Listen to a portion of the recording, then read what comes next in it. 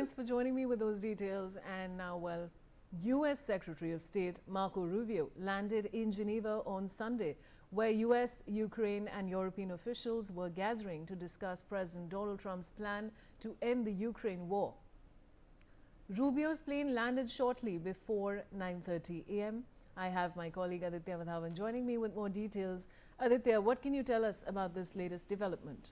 Well, absolutely. Vaishali, this Marco Rubio has now landed in Geneva, where, in hoping to, secure peace between Russia and Ukraine. There have been significant several attempts by the United States now to, broker a ceasefire between Russia and Ukraine. However, Russia is now very, very adamant and not moving an inch as far as its stance on the entire conflict is concerned. It wants that Russia's preconditions should be, adhered to, and only then, he will, end this war.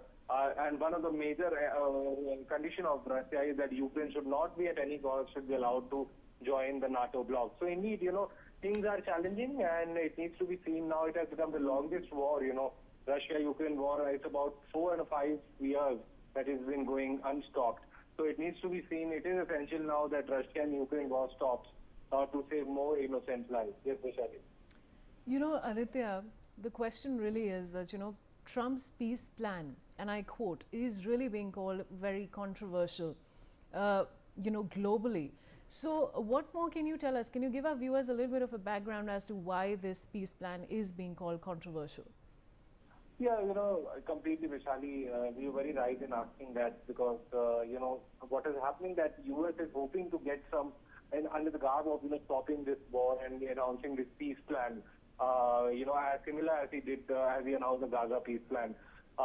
Trump's motive is to, get some more business deals. Earlier we have seen how he has forced Ukraine to join this critical minerals deal, in the past, and now he's hoping that, he's also able to secure some crucial deals with Russia and Ukraine because since he has joined the power, he's become the president of the United States for the second time.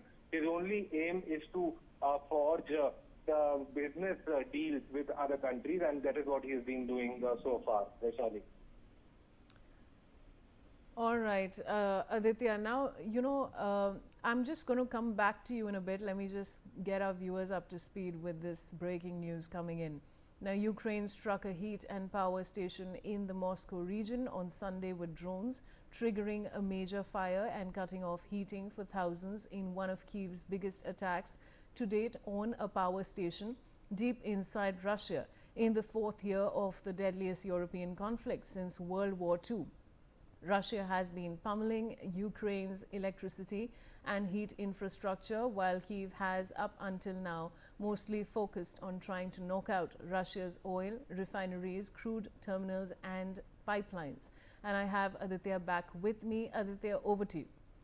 Well, absolutely, Vaishali. Indeed, it's a tit-for-tat attacks now taking place. Ukraine has struck a heat and power station in the Moscow region with drones, triggering a major fire and cutting of heating for thousands in one of the Kyiv's biggest attacks till date on a power station deep inside Russia.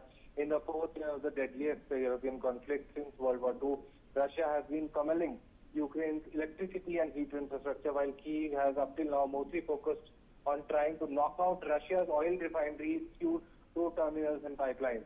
So indeed, but early today, in the Ukrainian drone struck the Shatura power station about 120 kilometers east of the Kremlin. Moscow region Governor Andrei Rubio said.